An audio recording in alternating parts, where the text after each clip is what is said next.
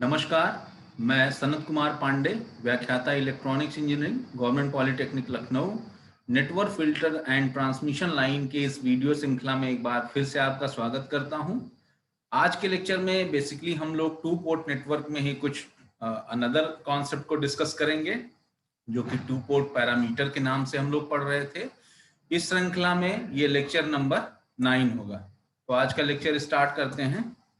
आज के लेक्चर में बेसिकली हम लोग एच पैरामीटर और टी पैरामीटर्स को डिस्कस करेंगे।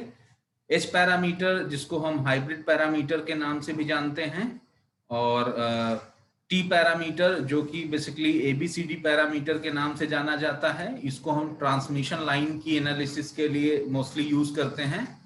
तो आज का लेक्चर स्टार्ट करते हैं। तो सबसे पहले नेटवर्क की हमने जो बात करी थी लास्ट टर्न पे, हमने आपको बताया था कि टू टर्मिनल को मिला के हम लोग एक पोर्ट बनाते थे, और जब टू पोर्ट्स को यूज करके हम किसी नेटवर्क की एनालिसिस या फॉर्मेशन करते थे, उसी को हम लोग टू पोर्ट नेटवर्क के नाम से जानते थे। इसमें करंट और वोल्टेज को अप्लाई करने के लिए हमारे पास दो जो है वो ऑप्शंस होते थे। एक इनपुट पोर्ट होता था और एक आउटपुट पोर्ट होता था, और इसी हिसाब से हम इसकी एनालिसिस करते हैं। तो आइए स्टार्ट करते हैं आज का लेक्चर। आज के लेक्चर को स्टार्ट करने से पहले हम लोग लास्ट पे भी थोड़ा सा रिव्यू कर लेते हैं कि हमने क्या पढ़ा था। कि हम लोगों ने लास्ट टर्म पे बेसिकली वाई पैरामीटर डिस्कस किया था, जिसमें आपने देखा था कि वाई पैरामीटर्स को हम बेसिकली एडमिटेंस के नाम से जानते थे, और इसकी यूनिट जो है वो सीमेंस होती थी। ठीक है, और यहाँ पर हम बेसिकली y11, y12, y21 और y22 की जो है वो वैल्यू कैलकुलेट करने का प्रयास करते थे।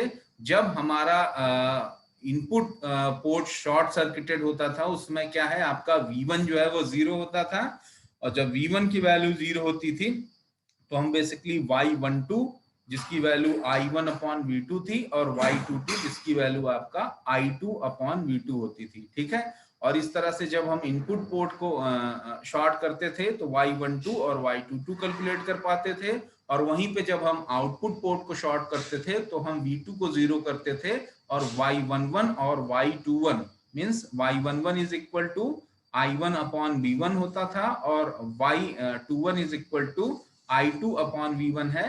किस कंडीशन में? जब आपका आउटपुट पोर्ट शॉर्ट सर्किटेड है।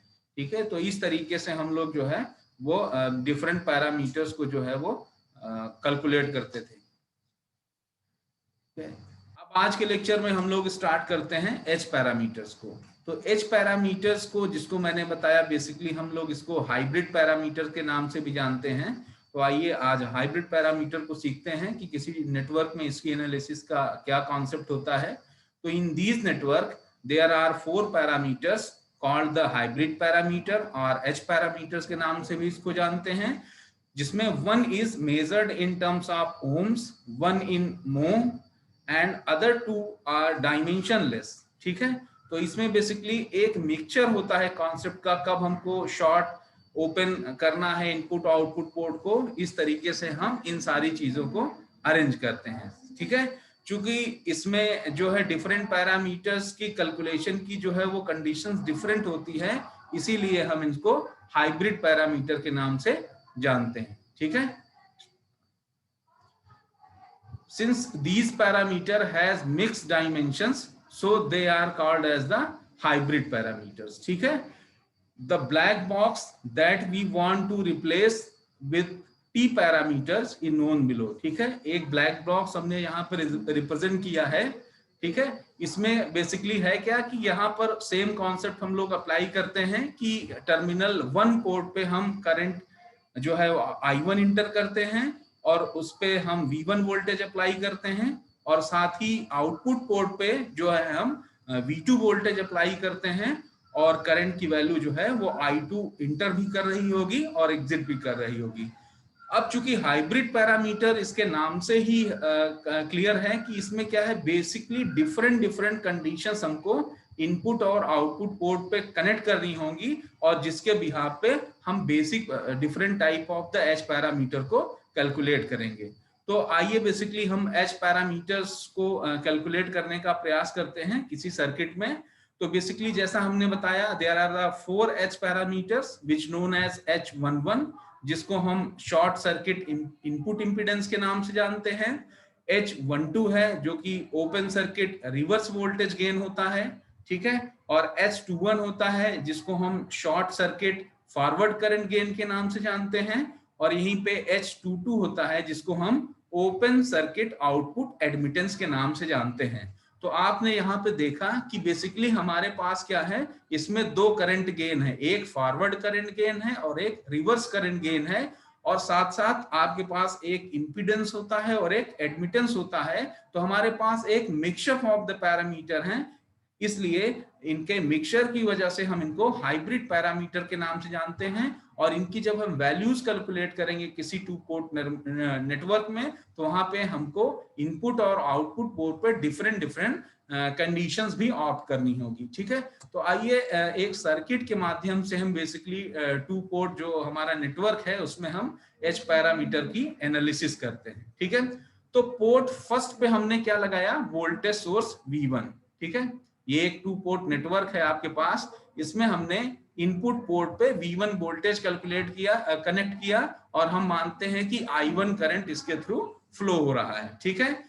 और यहीं पे एक हमने H11 पैरामीटर जिसको हमने यहाँ पर एक इंपीडेंस के माध्यम से रिप्रेजेंट किया है, ठीक है। और फिर ये आपका ये बेसिकली आपका एक करंट सोर्स की तरह ये काम कर रहा है। ये वोल्टेज सोर्स है जो डायमंड शेप में रिप्रेजेंट किए हैं, जिसकी वैल्यू आपकी H12 V2 है। और आप मुझे जहां तक पता है कि आप लोग इसके रिप्रेजेंटेशन के रिगार्डिंग जो है वो क्लियर होंगे कि हम डायमंड शेप में बेसिकली जो है वो कुछ एनर्जी सोर्सेज को रिप्रेजेंट करते हैं। डायमंड शोज स्ट्रक्चर में अगर प्लस माइनस के माध्यम से हम रिप्रेजेंट कर रहे हैं स्ट्रक्चर को, तो it shows a voltage source. और यहीं पर अगर हम एक एरो के माध्यम से इसको रिप्रेजेंट कर रहे हैं तो it's represented a current source, ठीक है। तो यहीं पर हमने इनपुट पोर्ट पे इसके V1 वोल्टेज को कैलकुलेट किया है। और अगर KVL की इक्वेशन हम इस फर्स्ट पोर्ट पे अप्लाई करें तो हमें एक इक्वेशन मिलेगी, V1 is equal to H11 I1 plus H12 V2। ये इक्वेशन फर्स्ट होगी जब हमने इनपुट पोर्ट पे अपना KVL रूल अप्लाई किया, ठीक है। इसी तरीके से हम आउटपुट पोर्ट पर भी जो है एक वोल्टेज सोर्स लगाते हैं जिसकी वैल्यू V2 है, ठीक है। और इससे हम ये मानते हैं कि I2 करंट जो है इसमें इंटर कर रहा होगा, ठीक है। अब I2 करंट इसमें इंटर कर रहा होगा और इसके साथ एक करंट सोर्स और कनेक्टेड है, ठीक है। तो अब इसकी एनालिसिस के लिए हम जाएं तो हमें जो है वो इक्वेशन यहाँ पर भी KVL या KCL का यूज करके अगर हम इक्वेशन बनाएं तो हम देखेंगे कि हमें V2 के फॉर्मेट में एक इक्वेशंस मिलती है, ठीक है, ठीक है। और यहाँ पर बेसिकली पोर्ट 2 की जब हम बात करते हैं तो हम इसमें करंट I2 जो कि बेसिकली हमारा सेकेंड पोर्ट से इंटर कर रहा होगा, इसके फॉर्मेट में हम इक्वेशन बनाएंगे और हम यहाँ पर KCL का प्रयोग करें। क्यों? क्योंकि जो ये हमारा हाइब्रिड स्ट्रक्चर है, इस हाइब्रिड स्ट्रक्चर में हमने यहाँ पर एक करंट सोर्स रखा है और इसी I2 के टर्म में इस करंट सोर्स को हमको कोरिलेट करना है। तो हम इनपुट पोर्ट पे KVL लगा के इक्वेशन बनाएं और सेकंड जो हमारा पोर्ट 2 है वहां पर हम KCL के माध्यम से अगर एक इक्वेशन बनाते हैं तो हमें I2 is equal to H21 I1 plus H22 V2 मिलेगा, ठीक है। इस I2 का जो टोटल करंट एंट्री कर रहा होगा इसमें दो करंट के पोर्शन होंगे। पहला कौन सा होगा, H21 I1, और इसके साथ साथ आपको जो है वो सेकंड जो वैल्यू मिलेगी वो आपको मिलेगी H22 इंटू V2, ठीक है। क्योंकि इस H22 के अराउंड जो है ये V2 वोल्टेज है, तो इसके रिगार्डिंग हम इफेक्टिव करंट निकालेंगे तो उसकी वैल्यू हो जाएगी S22 इंटू V2। तो इस तरीके से हमको दो इक्वेशंस मिल जाएंगी इस टू पोर्ट नेटवर्क में। अब इसकी एनालिसिस का पार्ट जब आता है तो हमने इसको देखा था कि हम कैसे इसको एक मैट्रिक्स फॉर्म में रिप्रेजेंट कर लेते थे और उस मैट्रिक्स फॉर्मेट को हम एनालिसिस के लिए डिफरेंट कंडीशंस लगा के अपने सारे हाइब्रिड पैरामीटर्स को कैलकुलेट करते थे। जैसे हम लोगों ने Z पैरामीटर या Y पैरामीटर कैलकुलेशन के समय देखा था। तो यहाँ पर हमने इसको अगर मैट्रिक्स फॉर्म में रिप्रेजेंट करने का प्रयास किया तो जो हमारे इनपुट पे जो है वो वैल्यूज हैं that is V1 and I2, तो इसको एक मैट्रिक्स में हमने V1 और I2 को रिप्रेजेंट कर दिया, और जो हमारे एच पैरामीटर्स हैं उनको हमने एक जो है मैट्रिक्स में एक साथ एसोसिएट कर दिया। फिर आपके जो करंट और वोल्टेजेस सोर्स है that is I1 and V2 उनको अनदर मैट्रिक्स में हमने अप्लाई कर दिया। ठीक है, तो इस तरीके से हमारे पास एक इफेक्टिव इक्वेशन बन जाएगी V1 और I2 को जो कोरिलेट करेगी H और I1 V2 से। ठीक है, अब इस इक्वेशन में जो हमने दो इक्वेशन बनाई है, इक्वेशन नंबर 1 और इक्वेशन नंबर 2 में, ठीक है, अगर इक्वेशन नंबर 1 में हम V2 की वैल्यू को जीरो कर दें, V2 की वैल्यू को जीरो करने का मतलब है कि आउटपुट पे जो हमारा वोल्टेज है हम उसको जीरो कर दें। तो फर्स्ट इक्वेशन में अगर V2 की वैल्यू हम जीरो रख दें तो क्या हमें एक एक्सप्रेशन मिलेगी V1 is equal to H11 I1, जहां पर H11 की वैल्यू हो जाएगी V1 अपॉन I1, किस कंडीशन में, जब V2 आपका जीरो हो रहा हो, और इसी H11 को हम क्या बोलते हैं, शॉर्ट सर्किट इनपुट इंपीडेंस। ठीक है, तो H11 is a impedance value जिसको हम लोग शॉर्ट सर्किट इनपुट इंपीडेंस के नाम से जानते हैं। सेम कंडीशन में जब हमने आउटपुट सेकेंड पोर्ट को हमने शॉर्ट किया है, जब V2 की वैल्यू आपकी जीरो हो रही थी इक्वेशन 2 में, अगर हम V2 की वैल्यू को जीरो करते हैं तो एक्सप्रेशन हमको क्या मिल जाएगी, I2 is equal to S21 I1। तो यहां से हम S21 की वैल्यू अगर कैलकुलेट करते हैं तो किसके बराबर होगी, I2 अपॉन I1। I2 क्या है, आउट पोर्ट 2 पे आपके करंट की वैल्यू, और I1 क्या है, इनपुट पोर्ट पे करंट की वैल्यू। तो इस तरीके से S21 जो होगा आपका क्या होगा, short circuit forward current gain. ठीक है, सेम अगर हम जो है वो I1 को अपने पोर्ट 1 जो है उसको हम अगर ओपन सर्किट कर दें, पोर्ट 1 को जो है वो हम I1 की वैल्यू को जीरो करें। ठीक है, I1 की वैल्यू कब जीरो होगा, ठीक है, जब हमारा पोर्ट पे कोई करंट एंट्री नहीं कर रहा होगा। ठीक है, उस कंडीशन में I1 की वैल्यू जीरो होगी, और इस तरीके से एक्सप्रेशन 1 में अगर हम I1 की वैल्यू को जीरो कर दें तो हमें S21 की वैल्यू क्या आ जाएगी, V1 अपॉन V2। ठीक है, तो S21 is equal to V1 upon V2, और किस कंडीशन में, जब I1 की वैल्यू जीरो हो, और S21 को हम क्या बोलते हैं, open circuit reverse voltage gain. ठीक है, open circuit reverse voltage gain. ठीक है, और यहीं पर अगर हम फर्दर I1 की वैल्यू जो है, ओपन सर्किट करने का मतलब है कि इनपुट पोर्ट पे हमने किसी भी तरीके का कोई को जो है क्या कर दिया, ओपन कर दिया। ठीक है, जैसे अभी तक हम जो है वो सेकेंड पोर्ट को शॉर्ट कर दे रहे थे, तो वहां से V1 की वैल्यू वोल्टेज V2 की वैल्यू जीरो हो जा रही थी। अब हम अगर इनपुट पोर्ट को ओपन सर्किट कर दें तो इसका मतलब है कि उसके साथ कोई एनर्जी सोर्स नहीं कनेक्टेड है और कोई भी करंट प्रवाहित नहीं हो रही है इनपुट पोर्ट पे, तो I1 की वैल्यू क्या हो गई, जीरो हो गई। और अगर इक्वेशन नंबर 2 में हम I1 की वैल्यू को जीरो कर दें तो हमें S22 की वैल्यू मिल जाएगी, जो कि क्या होगी, I2 upon V2। I2 upon V2 किस कंडीशन में, जब हमारा I1 की वैल्यू क्या है, जीरो है, और S22 को हम किस नाम से जानते हैं, ओपन सर्किट आउटपुट एडमिटेंस के नाम से। ठीक है, तो H11 आपका इंपीडेंस की वैल्यू शो कर रहा था।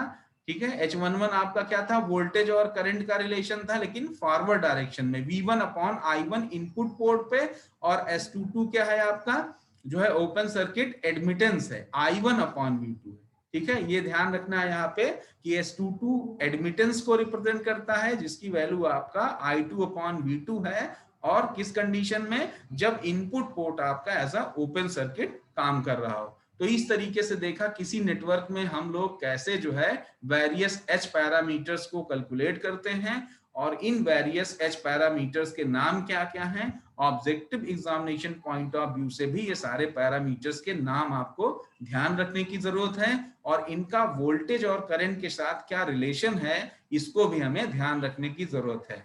ठीक है, तो जैसा आपने अभी तक के लेक्चर में देखा कि बेसिक पैरामीटर्स बेसिकली किसी नेटवर्क से हम लोग दो इक्वेशन बनाते हैं KVL और KCL का यूज करके, और अभी तक बेसिकली हम लोग क्या कर रहे थे, सेम कंडीशन, अगर इनपुट पोर्ट को ओपन कर रहे थे तो आउटपुट पोर्ट को भी ओपन कर रहे थे, इनपुट को शॉर्ट कर रहे थे तो आउटपुट को शॉर्ट कर रहे थे। हाइब्रिड पैरामीटर के केस में हम लोग क्या करते हैं, आउटपुट टर्मिनल को, पोर्ट 2 को तो हम लोग शॉर्ट सर्किट करते हैं, बट पोर्ट 1 को जो है क्या है, ओपन सर्किट करके सारे कैलकुलेशन करते हैं। इसीलिए इन पैरामीटर्स को हम लोग एच पैरामीटर के नाम से रिप्रेजेंट करते हैं। ठीक है, तो आगे हम लोग लेक्चर्स देखते हैं।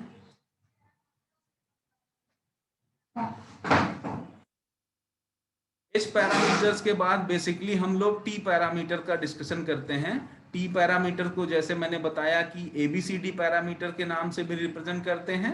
ठीक है, और टी पैरामीटर की एनालिसिस पे जाएं तो T parameter also called transmission parameter because this parameter are useful in the analysis of the transmission line because they express sending and variables V1 and I1 in terms of the receiving in variables जो कि आपके V2 और I2 होते थे। ठीक है, तो T parameter जिसको हम बेसिकली ABCD पैरामीटर के नाम से रिप्रेजेंट करते हैं, इसमें होता क्या है कि जब कोई ट्रांसमिशन लाइन की एनालिसिस करना होता है तो हम बेसिकली ऐसे पैरामीटर को यूज करते हैं। ठीक है, जो आपके डोमेस्टिक यूज में जो इलेक्ट्रिसिटी की लाइन हो और चाहे जो है आपका एक एम्पलीफायर सर्किट में कोई ट्रांसमिशन का लाइन है, उनको जब हम लोग एनालाइज करते हैं तो हम टी पैरामीटर्स का बेसिकली इस्तेमाल करते हैं।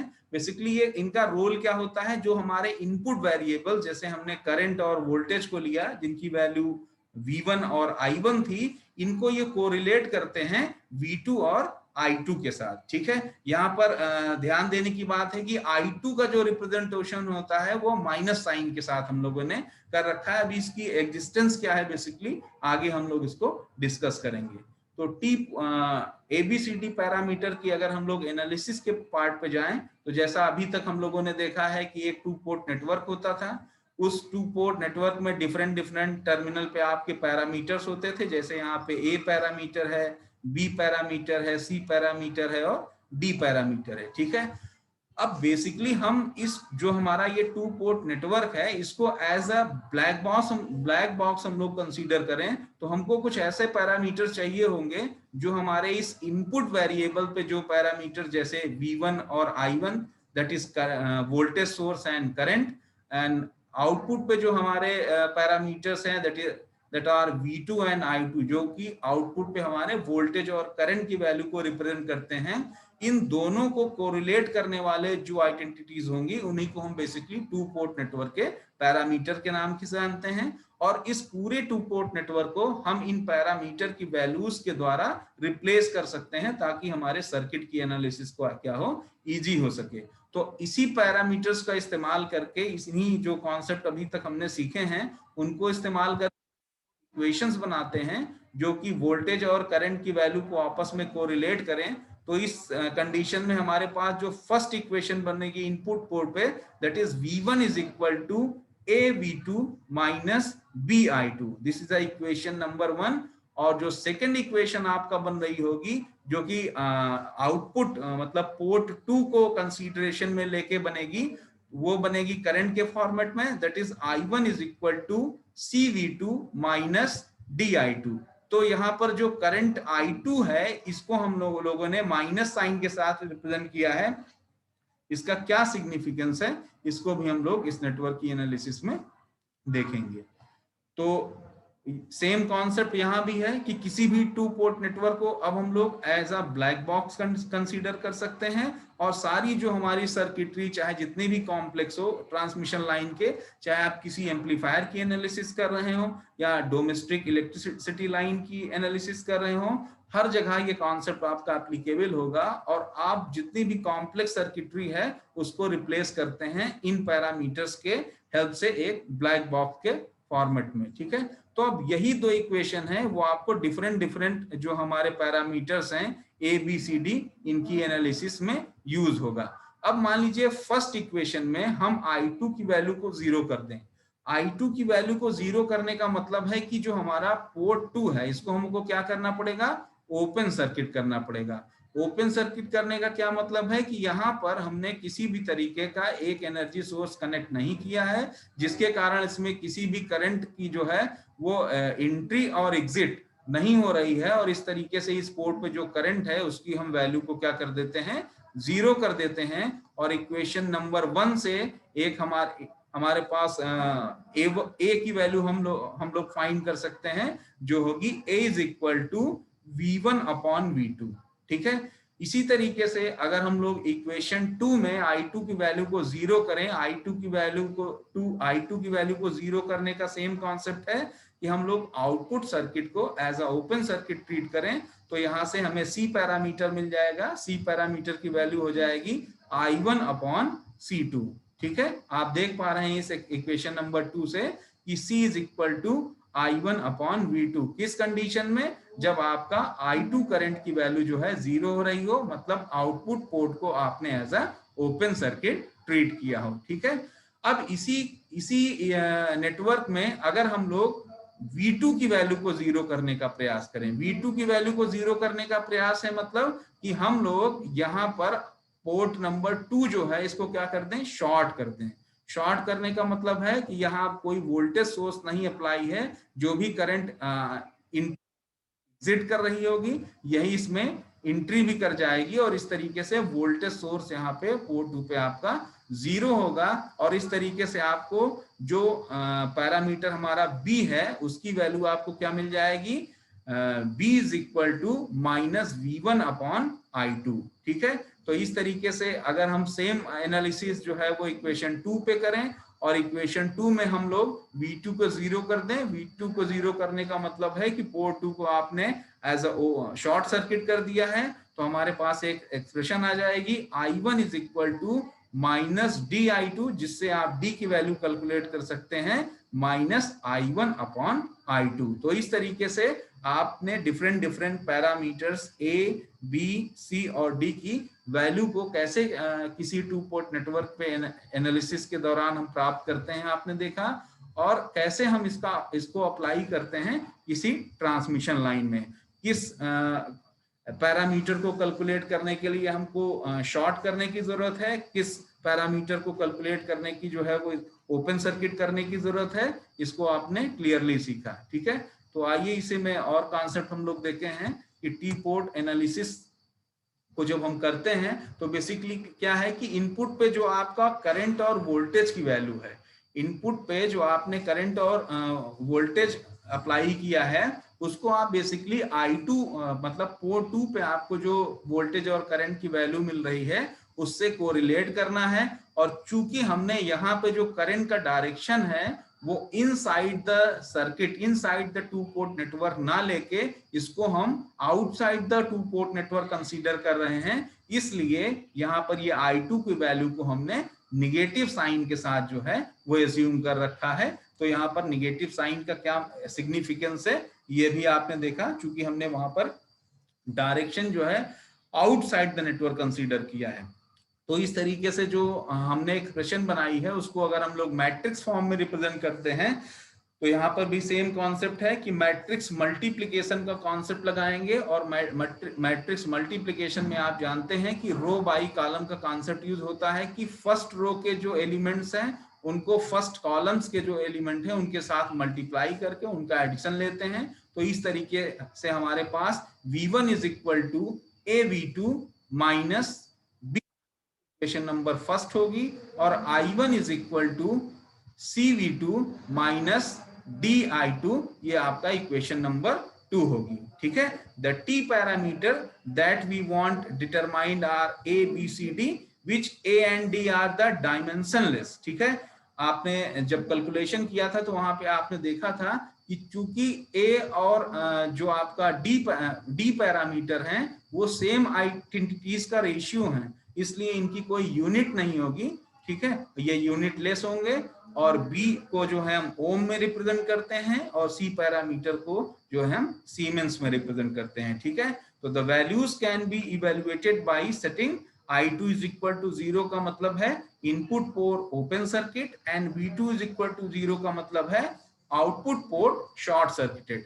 तो इस कंडीशंस के रेफरेंस में हम लोग जो है उन पैरामीटर्स को जो है वो कैलकुलेट करते हैं। ठीक है, तो अब अगर यहीं पे हम लोग ABCD पैरामीटर की एक कंसोलिडेटेड स्टडी करें तो A की वैल्यू जो है आपको V1/V2 फाइंड हुई थी, और V1/V2 जो है वो आपका रिवर्स में आपका वो दिखा रहा है किस कंडीशन में, जब आपकी I2 की वैल्यू क्या है, 0 है।